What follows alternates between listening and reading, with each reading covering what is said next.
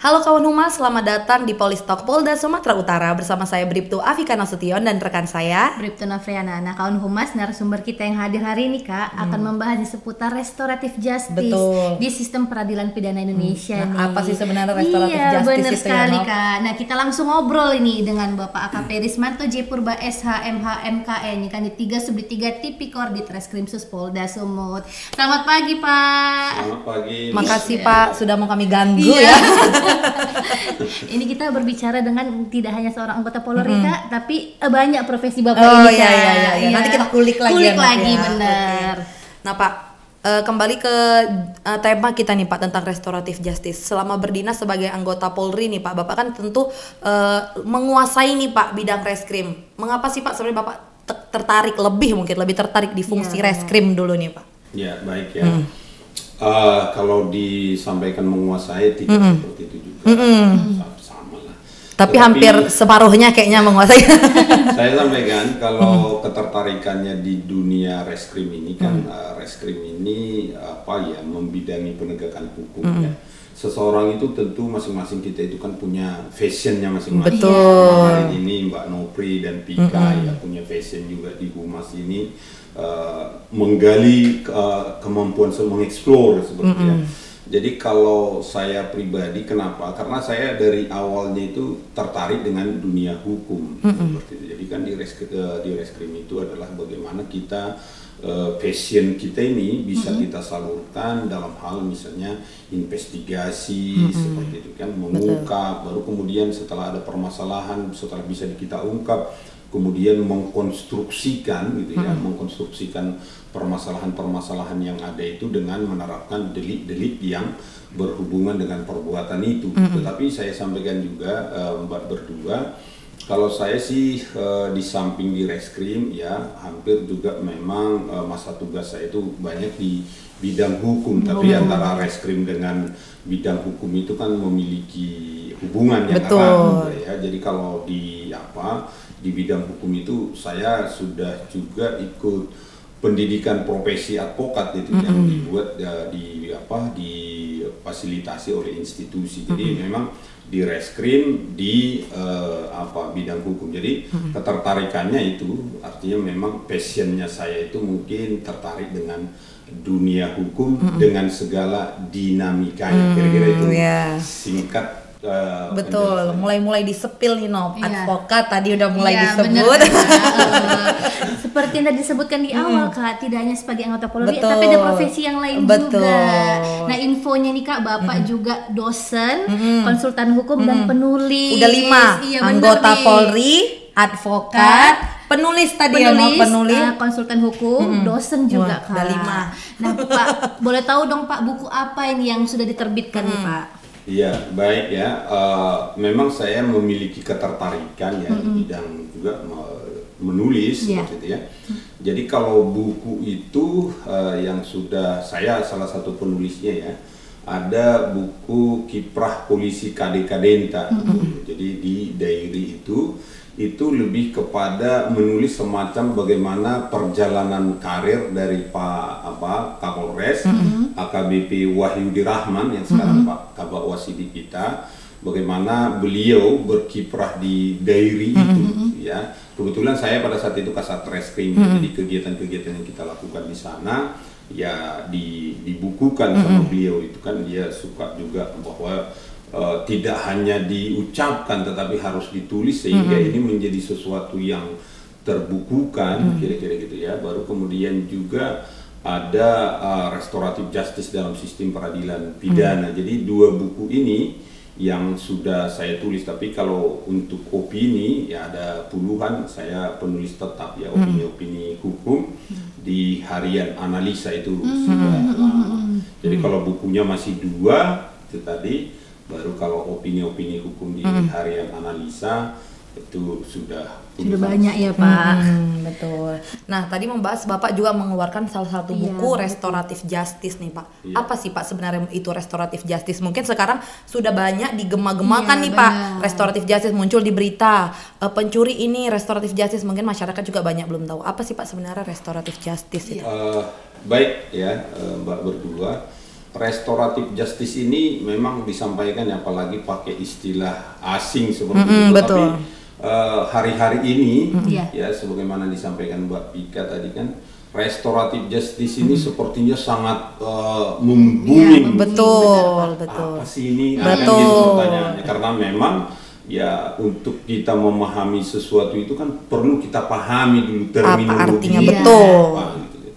Jadi Mbak Pika dan Mbak Nopri, restoratif justice ini sebenarnya semacam perubahan paradigma gitu ya, perubahan paradigma dalam tujuan dari pemidanaan gitu ya.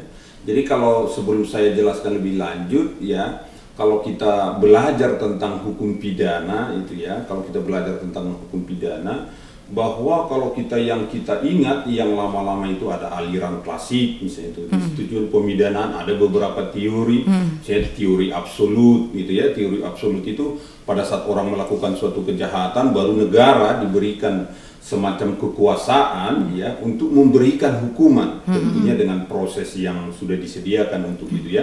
Hukuman itu sebagai apa? Itulah sebagai ganjaran gitu ya atas perbuatan yang diatur dalam hukum pidana tertentu dengan norma tertentu atas kesalahan dia. Jadi ada istilah lex talionis itu, artinya pembalasan, imbalan atas perbuatan yang dia lakukan. Itulah teori absolut.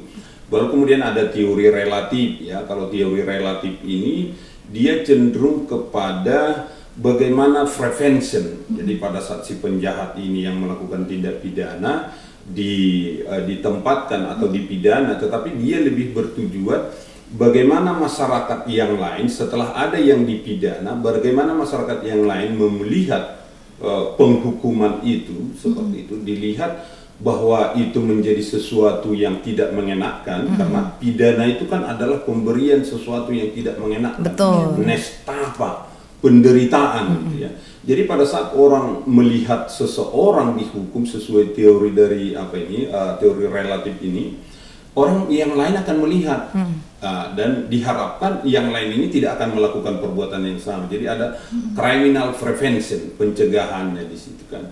Baru ada teori gabungan antara yang dua ini, teori absolut tadi dengan juga teori relatif ini. Tetapi hubungannya dengan restoratif justice ini, di samping tiga teori tentang tujuan dari pemidanaan ini, ya ada teori kontemporer namanya, atau teori modern gitu ya. Kalau tadi yang di teori absolut itu di zaman klasik gitu ya. Kalau sekarang teori modern ini berubah paradigma, gitu. Merubah paradigma cara melihat penghukuman itu ya. Di situ salah satunya sudah mengedepankan misalnya rehabilitatif seperti itu kan. Baru kemudian perbaikan terhadap si pelaku, baru kemudian salah satunya adalah restoratif ya. Restoratif ini kalau kita lihat restoratif justice ini dari segi ilmu ya dalam hukum pidana ini diperkenalkan yang namanya oleh seorang psikolog sih sebenarnya. Ini menjadi sesuatu yang agak lain memang ya. Justru psikolog yang mencetuskan teori ini. Itu ada namanya Albert Ecklas. Albert Ecklas ini seorang psikolog pada tahun 1977 ya. Jadi yang bersangkutan ini adalah psikolog yang banyak berkecimpung di di penjara atau di lapas-lapas di Amerika sana. Jadi dia melihat bahwa secara keilmuan ya psikolog, dia melihat bahwa ternyata para pelaku-pelaku kejahatan itu ya di lapas di Amerika itu ada sesuatu penyesalan pada dirinya ya, diungkapkan kepada namanya psikolog diungkapkan kepada Ecklas ini bahwa secara umum para pelaku ini menginginkan kalau bisa jadi dipertemukan dengan korban, dia mengaku salah dan melakukan sesuatu perbuatan yang itu bisa meringankan penderitaan dari si korban itu. Ya, jadi kenapa itu harus dilakukan? Mungkin ada sesuatu kemerdekaan diri, ya. Baru kemudian ini dikembangkanlah ini restoratif justice ini melalui Albert Ecklas ini tadi ya di dalam pemidanaan. Salah satunya kalau kita lihat restoratif justice ini kemudian diartikan sebagai pelibatan antara pelaku dan korban untuk menyelesaikan masalah mereka di luar pemidanaan gitu ya. Jadi kalau kita berbicara restoratif artinya kalau kita berbicara perbaikan ya. Jadi kalau kita di dalam bahasa Indonesia sering disebutkan keadilan restoratif gitu. Jadi artinya bagaimana suatu keadaan ada hubungan, ada tanggung jawab dari pelaku juga untuk mengurangi penderitaan dari korbannya, kira-kira seperti itu ya. Jadi kalau restoratif justice itu konsepnya seperti itu, pemulihan pada keadaan semula. Walaupun kalau sudah terjadi misalnya suatu peristiwa, ada korban yang dirugikan, pasti tidak mungkin pulih seperti keadaan semula 100%. Tetapi konsepnya adalah bukan untuk pemidanaan atau pemenjaraan, semangatnya bukan untuk pembalasan, tetapi pemulihan pada keadaan semula dengan melibatkan antara pelaku dan korban. Kalau selama ini kan Mbak Pika, kalau kita berbicara misalnya teori dari absolut itu atau retributif itu, misalnya ada kejadian, ada peristiwa pidana, kita anggaplah pencurian sebenarnya. Kita anggap pencurian, setelah barangnya dicuri, kemudian korban melapor kepada pihak kepolisian, diproses, korban ini sudah selesai kan? Iya, betul. Mau misalnya kalau kita di kampung sana, mau kemudian kerbaunya hilang dan dijual kan gitu ya, maka kerbau itu kan tetap hilang. Betul. Padahal itu menjadi sesuatu yang sangat penting bagi yang bersangkutan kan. Baru kemudian si pelaku akan dipenjara kan, sebagai balasan atau ganjaran atas perbuatan dia, kan kira-kira gitu. Tetapi dengan pendekatan restoratif justice ini adalah juga bagaimana diberikan kesempatan. Tentunya si korban kan mengharapkan, kalau dalam hal ini kalau si petani misalnya, dia adalah bagaimana mengharapkan misalnya kerbau itu kembali betul. Ataupun kalau tidak itu yang kembali, senilai itu kembali. Betul. Kalau orang di penjara juga tidak terlalu bermanfaat bagi dirinya, kira-kira gitu. Itulah konsep-konsep pemidanaan di era kontemporer ini atau di zaman modern ini. Jadi artinya tidak lagi semangatnya itu pembalasan, tetapi adalah bagaimana pemulihan. Betul. Nah, Nop, dari jawaban Bapak juga udah terbukti ya, Dok. Jadi kita seperti kayak lagi kampus nih, Pak. Kita tuh berasa jadi murid kan. Betul. Ngobrol sama dosen. Sampai apa tadi ada absolut, relatif, gabungan. Padahal udah agak-agak lupa. Ingat lagi kan, Kak, jadinya. Jadi yakin dan percaya dosen, checklist. Nah, Pak, untuk peranan kepolisian sendiri nih, Pak, dalam penyelesaian perkara melalui mekanisme restoratif justice itu seperti apa, Pak? Saking semangat nih, Kak, agak susah ngomongnya. Itu seperti apa peranan kepolisian, Pak? Baik, Mbak ya. Kalau kita lihat peran dari Polri ya dalam hal restoratif justice ini dan penerapan keadilan restoratif gitu ya, itu tentu sangat esensial gitu ya, sangat penting. Kenapa? Ada istilah seperti ini, teman-teman ya, bahwa Polri itu sebagai penyidik dan penyelidik itu adalah garda terdepan gitu ya, garda wajah dari penegakan hukum ini ya, garda terdepan dalam penegakan hukum, kira-kira gitu ya. Jadi artinya kalau kita berbicara tentang restoratif ini ya, ini kan sudah diharapkan karena konsepnya adalah pemulihan ya, pemulihan pada keadaan semula, kira-kira gitu ya, meminimalisir ya penderitaan yang dialami oleh korban dengan melibatkan oleh pelaku, juga peran serta pelaku dan tentunya masyarakat. Maka Polri ya dalam prakteknya itu sudah mengawali itu ya dari proses penyelidikan. Jadi pada saat ada penyelidikan, misalnya ada suatu permasalahan hukum, di penyelidikan itu sudah bisa dilakukan, ya, dilakukan misalnya masih dalam tahap penyelidikan yang diartikan sebagai untuk mencari dan menemukan peristiwa, itu sudah diawali.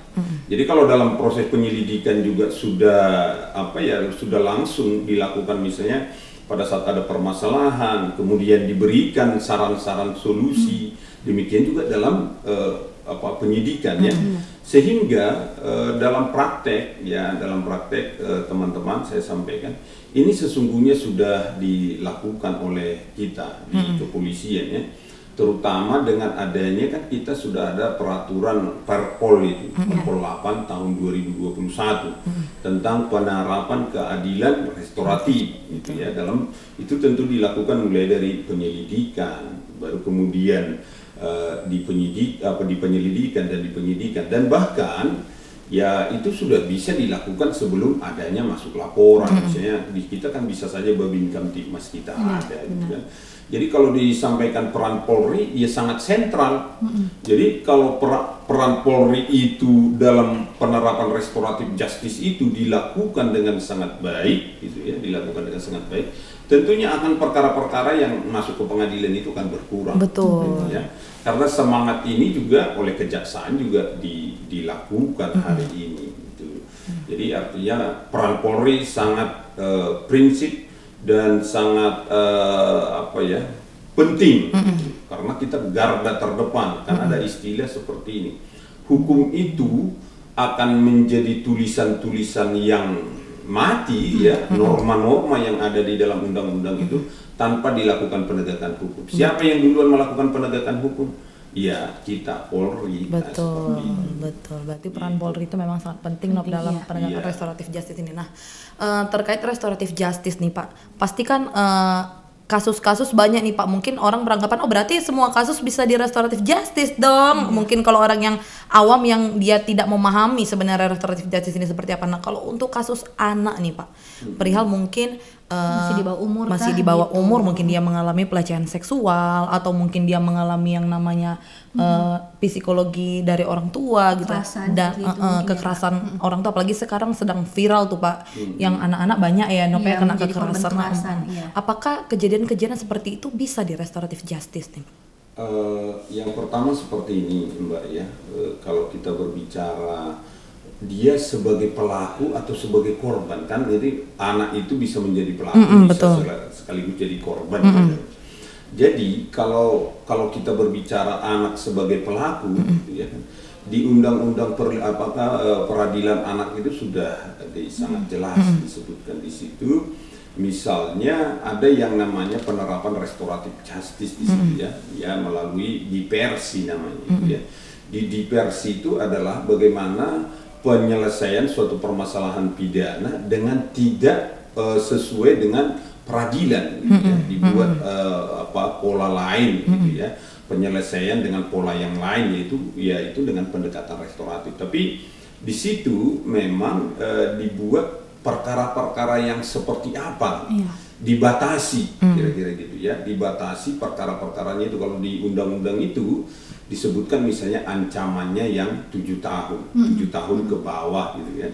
Jadi kalau yang ancamannya 7 tahun ke bawah gitu ya, itu bisa diterapkan diversi itu tadi ya, dengan pendekatan restoratif justice. Bukan hanya bisa, tetapi kewajiban ya, kewajiban untuk itu dilakukan. Jadi semacam para penegak hukum ini secara ex officio ya, secara ex officio dia memiliki tanggung jawab untuk melaksanakan itu, yang ancaman hukuman 7 tahun. Karena apa, Mbak berdua, kalau kita berbicara dalam sistem peradilan anak ini ya, termasuk anak sebagai berhadapan dengan hukum atau anak sebagai pelaku, yang dikedepankan itu tetaplah kepentingan dari anak itu ke depan. Karena apa? Si anak ini kan dianggap dia belum cukup matang ya, termasuk kemampuannya untuk berpikir sebelum bertindak kan belum cukup matang, sehingga negara juga memiliki tanggung jawab untuk melakukan partisipasi bagaimana si anak ini juga menjadi anak yang baik ke depan, kira-kira gitu. Jadi memang pemidanaan itu diharapkan bisa dihindari ya, tetapi kalau kenapa harus yang 7 tahun ke bawah gitu kan? dalam hal menentukan ancaman hukuman suatu perbuatan yang diatur dalam delik pidana itu, tentu itu sudah menyangkut dampak yang ditimbulkan gitu ya. Jadi kalau ancamannya lebih tinggi, tentu itu sudah terlebih dahulu melalui kajian bahwa ini merupakan sesuatu hal yang serius. Jadi dalam hal-hal yang sangat serius, pemerkosaan misalnya, ya tentu ini tidak juga bisa diterapkan. Karena apa? Kepentingan pada saat kita berbicara pidana ini kan hukum publik ya. Kepentingan masyarakat yang lebih luas juga harus bisa kita amankan, kira-kira gitu. Jangan sampai juga memang ini berpotensi melakukan pengulangan ya. Walaupun anak melakukan pemerkosaan, ini kan menjadi sesuatu menimbulkan ketidaknyamanan juga, kira-kira gitu. Jadi pada prinsipnya tetap ya itu bisa dilakukan, tetapi dengan klasifikasi tertentu tentunya. Tetapi terhadap anak memang secara khusus ya, karena konsepnya adalah bagaimana si anak ini bisa berkembang ke depan. Jadi walaupun dia sebagai pelaku, anak berhadapan dengan hukum, tetap diharapkan dia bisa diperbaiki ya, dengan keterlibatan dari keluarga, baru pihak-pihak pemerhati anak, kira-kira seperti itu. Sehingga kalau ada karakter-karakter yang tidak baik yang kemudian dia mendasari dia melakukan tindakan itu, bisa diperbaiki, diharapkan diperbaiki kemudian. Demikian kira-kira Mbak. Nah Kak, ini ada yang Nopri penasaran nih Kak, sejauh penerapan restoratif justice nih Pak dalam penyelesaian perkara pidana nih Pak, apakah cukup memberikan efek jera bagi pelaku nih Pak? Mengingat kan kalau restoratif justice otomatis kan kita damai nih antara pelaku dan korban nih Pak. Apakah ada kemungkinan, maksudnya cukup memberikan efek jera nggak sih Pak sama para pelaku? Atau mungkin ada pernah kasus pengulangan kembali yang dilakukan oleh pelaku nggak Pak? Justru seperti ini Mbak Nopri ya. Kalau kita berbicara penjeraan, ya, kalau ini sebenarnya walaupun ini tetap ya digunakan dalam teori penjatuhan hukuman pidana itu, tujuan pemidana itu tetap ya. Tetapi tujuan utamanya sekarang ini memang bukan penjeraan lagi ya. Tetapi kalau dibilang apakah ada kemungkinan yang kemudian setelah di restoratif justice diberlakukan itu penerapan keadilan restoratif ini kemudian mengulangi lagi? Kita sampaikan seperti ini, misalnya kalau kita asumsikan ya perkara penganiayaan seperti itu ya, atau perkara-perkara yang lain, di situ kan ada forum ya, misalnya sebelum itu dilakukan penyelesaian dengan pendekatan keadilan restoratif, antar pihak ini kan dipertemukan. Betul, dimediasi ya Pak. Jadi tentu misalnya pada saat saya bertemu dengan Mbak Nopri dan Mbak Pika, disaksikan keluarga, ada sesuatu komitmen ya, ada sesuatu komitmen yang disampaikan di situ ya, itu menjadi sesuatu ikatan juga gitu ya. Jadi untuk kita patuh terhadap komitmen itu, ya kan. Tentu hidup ini kalau ada disampaikan, kalau kerbau talinya dipegang kan, kalau orang kan ucapannya, ya. Jadi dengan ada suatu forum berbicara untuk menyelesaikan permasalahan itu, maka akan terlahir komitmen atau tanggung jawab untuk betul-betul ya mempertanggungjawabkan apa yang sudah dinyatakan. Nah, jadi justru dia agak lebih bertanggung jawab. Kalau pengalaman saya pernah menjadi kasat reskrim gitu ya. Di Dairi itu kalau pengalaman saya yang kita lakukan penyelesaian dengan pendekatan keadilan restoratif itu atau restoratif justice itu, sejauh yang saya lihat tidak ada kemudian mengulangi. Karena kan gini Mbak Nopri, kan melibatkan tokoh. Misalnya pada saat saya berjanji tidak akan melakukan lagi, ada tokoh di situ, ada pemuka agama di situ kan. Wah, nggak segampang itu juga kan, sudah terlalu banyak nanti yang harus dipertanggungjawabkan. Saya pikir itu konsep. Apakah dia jera? Kita harus rubah, kita nggak usah bercerita jera, tetapi masyarakat kita lebih bertanggung jawab. Dengan harapnya mereka bertanggung jawab ya Pak. Tidak mengulangi, dampaknya tidak mengulangi. Saya belum temukan kemudian mengulangi lagi. Sejauh ini. Tapi Pak, untuk restoratif justice ini Pak, ada nggak sih Pak kelemahannya Pak? saat kita dalam penyelesaian kendalaan yang terjadi mungkin di restoratif justice?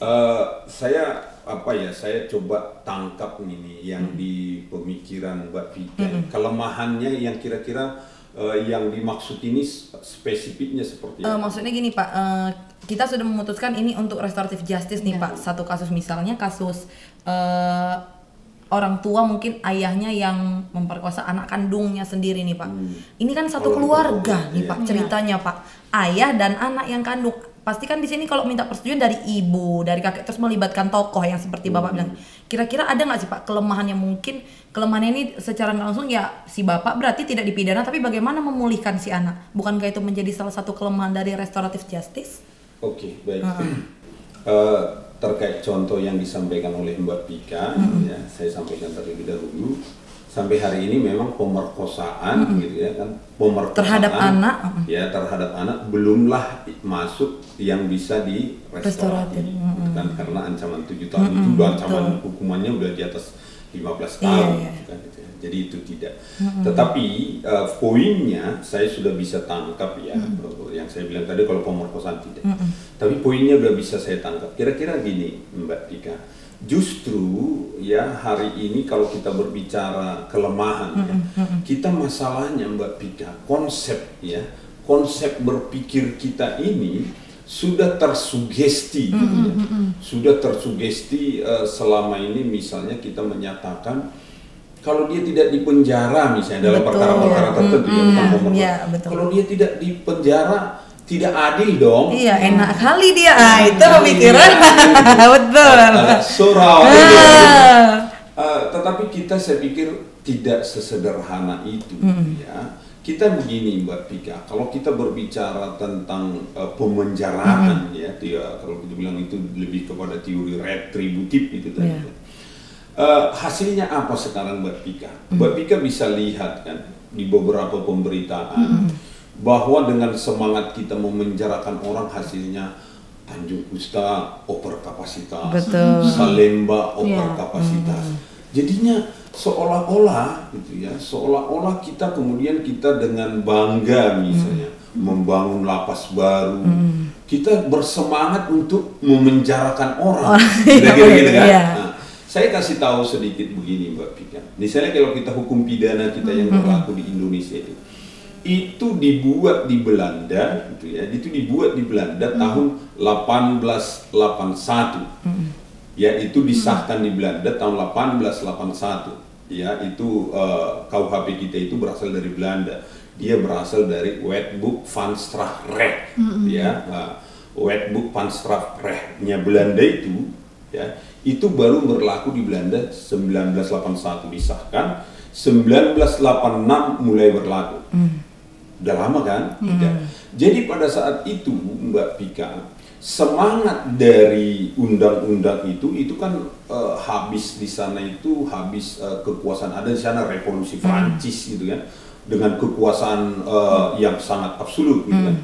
Setelah selesai itu masuklah zaman setelah revolusi kekuasaan raja yang sedemikian dominan atau absolut, masuklah zaman-zaman klasik di situ. Ada revolusi Prancis, baru kemerdekaan seseorang itu, hak-hak seseorang itu sangat dilindungi, kebebasan perorangan itu sangat dilindungi. Jadi pada saat undang-undang itu dibuat di Belanda, jadi artinya kemerdekaan perorangan itu sangat dijaga, itu semangatnya pada saat itu. Sehingga kalau ada yang mengganggu kemerdekaan seseorang itu, maka harus dihukum. Betul. Dia supaya karena kemerdekaan kan, ya, kebebasan seseorang ini harus sangat dilindungi. Maka ada yang melakukan, maka itu harus dihukum. Baru kemudian undang-undang dari Belanda ini, Wetboek Strafrecht ini, ya, dari Belanda ini, itu pada tahun 1908 kalau tidak salah kan, masuk ke Indonesia, gitu ya, dengan asas itu yang namanya konkordansi. Konkordansi itu adalah pemberlakuan hukum Belanda kepada masyarakat yang tunduk kepada hukum Belanda juga, warga negara Belanda yang ada termasuk di Indonesia ini. Kemudian setelah Indonesia merdeka, itu kita undangkan menjadi hukum pidana kita dengan sedikit perubahan dengan Undang-Undang Nomor 1 tahun 46. Jadi kita bisa lihat ya, datangnya itu dari Belanda di zaman era klasik yang saat itu kemerdekaan seseorang ya baru terbebas ini dari kekuasaan raja-raja. Jadi semangatnya itu Mbak Pika, semangat melindungi diri, individualis seperti itu. Jadi itu udah cerita 200 tahun Mbak Pika masuk ke Indonesia, jadi hukum pidana kita sampai hari ini. Jadi di otak kita ini sudah termindset, sudah terpola bahwa orang bersalah itu harus dihukum. Betul. Iya kan? Harus dihukum. Itu baru mantap. Itu baru keren. Itu pemikiran kita ya, apa pemikiran. Padahal kita bilang hasilnya apa? Hasilnya penjara kita penuh, kan kira-kira. Belum tentu dia berubah ya. Iya, belum tentu dia berubah. Malah ya, mohon maaf nih. Walaupun sekarang kita sudah berbicara di lembaga pemasyarakatan itu misalnya bagaimana mereka dilatih, benar. Tapi dalam prakteknya kan tidak juga maksimal seperti itu. Banyak justru yang bisa kita lihat setelah keluar dari dalam justru tambah ilmunya, gitu kan. Baru kemudian yang saya sampaikan tadi, justru yang hari ini terjadi ada peristiwa pidana, korbannya ya sudah lewat, pelaku di penjara. Ini sekarang bagaimana kita mengubah, hari ini bagaimana mengubah paradigma kita, supaya kita juga tidak langsung berpikir pembalasan. Kita harus melihat juga kepentingan korban, gitu ya. Bagaimana korban ini, kalau selama ini kan korban tidak dilibatkan, korban hanya datang ke SPKT melapor, setelah itu selesai sudah urusan negara lah, urusan negara melalui aparatnya untuk menghukum. Kemudian Mbak Pika, kita bisa lihat, Mbak Pika bisa lihat beberapa pemberitaan misalnya, ya mohon maaf, setelah kita penjara, di penjara itu dikasih makan loh Mbak Pika. Iya kan, dikasih makan. Uang makannya itu berapa? Betul. Gitu. Jadi artinya pemidanaan itu dengan penjara itu tetap penting, tetapi haruslah terhadap kejahatan-kejahatan yang serius. Kira-kira gitu. Karena apa? Sesungguhnya memang hukum pidana itu Mbak Pika, kita kan ada yang namanya asas ya, ultimum remedium gitu ya. Artinya hukum pidana itu adalah upaya terakhir. Jadi harus kepada kejahatan-kejahatan yang sangat serius lah itu digunakan, kira-kira gitu. Jadi kalau kejahatan-kejahatan misalnya yang ya kalau bisa kita berbicara misalnya ancaman hukumannya di bawah 5 tahun seperti itu ya. Saya pikir penyelesaian dengan pendekatan keadilan restoratif itu sangat bagus gitu ya. Baru kemudian Mbak Pika, saya sampaikan tadi bahwa kalau kita berbicara restoratif justice secara ilmu itu kan baru dikenal tadi di Amerika 1977. Ya dengan Albert Eccles itu ya. Tetapi Mbak Pika, saya harus sampaikan sesungguhnya ini nilai-nilai restoratif ini gitu ya, itu sesuai loh dengan budaya kita atau dengan nilai-nilai Pancasila itu gitu kan. Kalau di Pancasila itu kan Mbak Pika, kita udah lihat misalnya ada sila keempat di situ, kerakyatan yang dipimpin oleh hikmat kebijaksanaan dalam permusyawaratan perwakilan. Jadi kerakyatan yang dipimpin oleh hikmat kebijaksanaan. Jadi dalam menyelesaikan suatu permasalahan itu termasuk juga keadilan sosial pada sila kelima seperti itu. Jadi nilai-nilai Pancasila itu, yaitu kalau bisa kita menyampaikan sesungguhnya restoratif justice ini walaupun Albert Eccles di sana, kalau ini bisa kita sampaikan berhukum dengan cara Pancasila. Karena apa Mbak Pika? Mungkin Mbak Pika misalnya dari Mandailing ya, Penyabungan atau apa.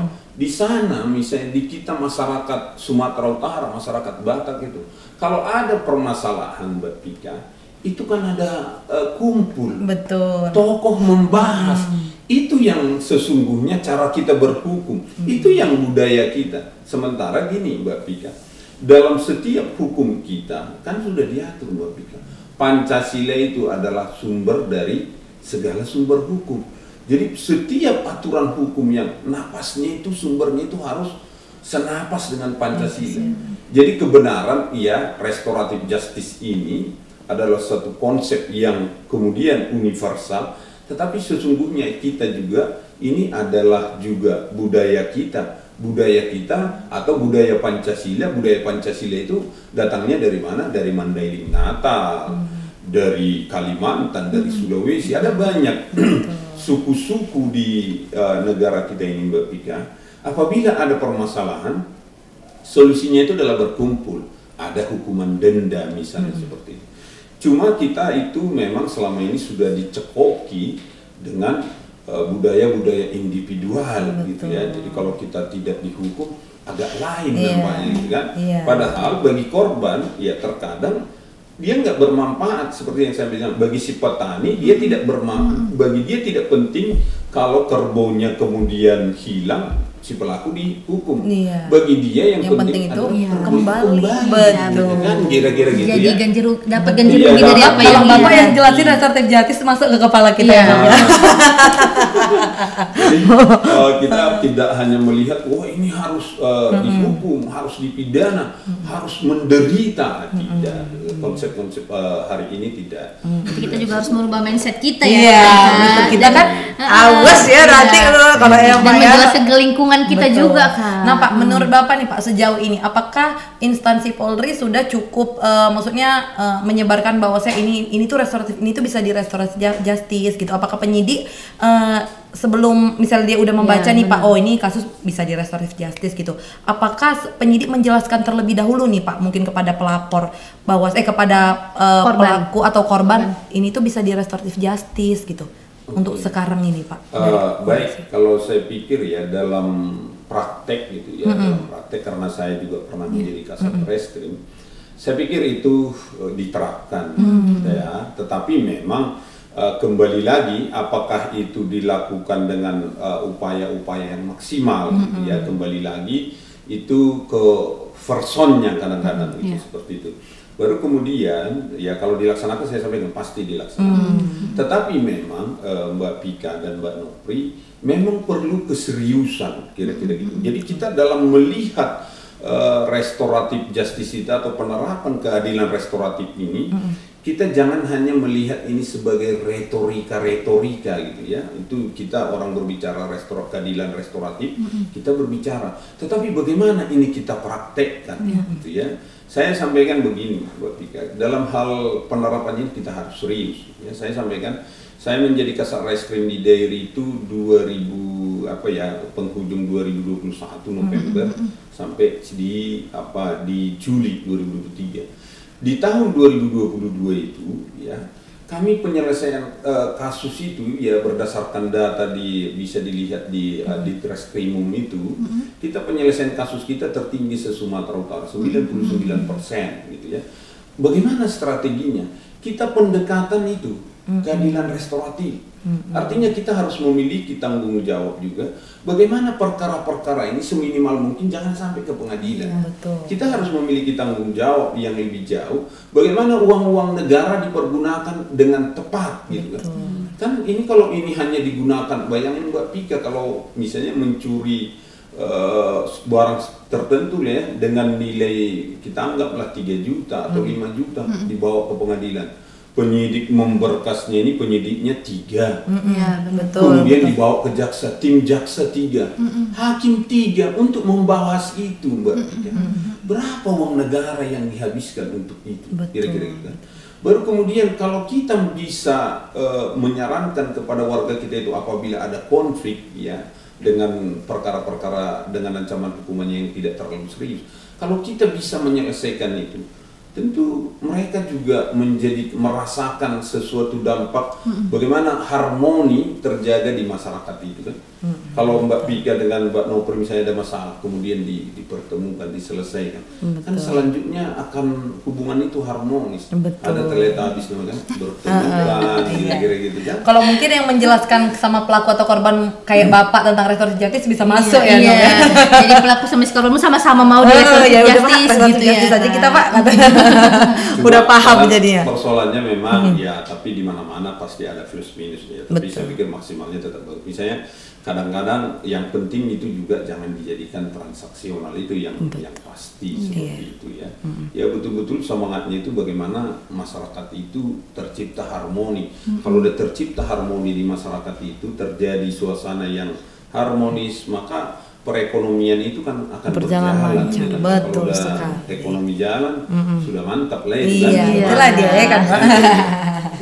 Betulnya banyak nih Kak yang mau ditanya, tapi mengingat durasi juga ya Kak. mudah-mudahan lain kesempatan kita bisa ngundang Betul, Bapak nih. Nah betul. Pak, sebelum menutup perjumpaan kita nih, closing statement dong Pak, apa nih pesan-pesan yang Bapak ingin sampaikan kepada masyarakat atau mungkin kepada personil yang mungkin bagian penyidik gitu Pak, tentang restoratif justice ini Pak, bisa disampaikan kamera sebelah sini Pak. Baik, saya hanya menyampaikan yang pertama seperti ini ya, bahwa penerapan keadilan restoratif ini menjadi sesuatu yang wajah baru dalam penegakan hukum pidana.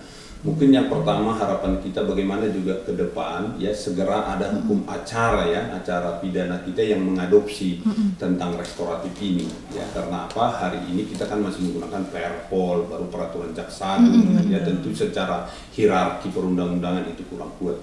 Baru kemudian dalam prakteknya ya kita sampaikan kepada teman-teman penyidik atau penegak hukum lain gitu ya. Bagaimana konsep-konsep ini ya, restoratif justice ini bisa kita maksimalkan, gunakan. Karena apa? Sebagai tanggung jawab kita selaku penegak hukum, bagaimana masyarakat itu dengan segala persoalannya bisa segera kita berikan solusi.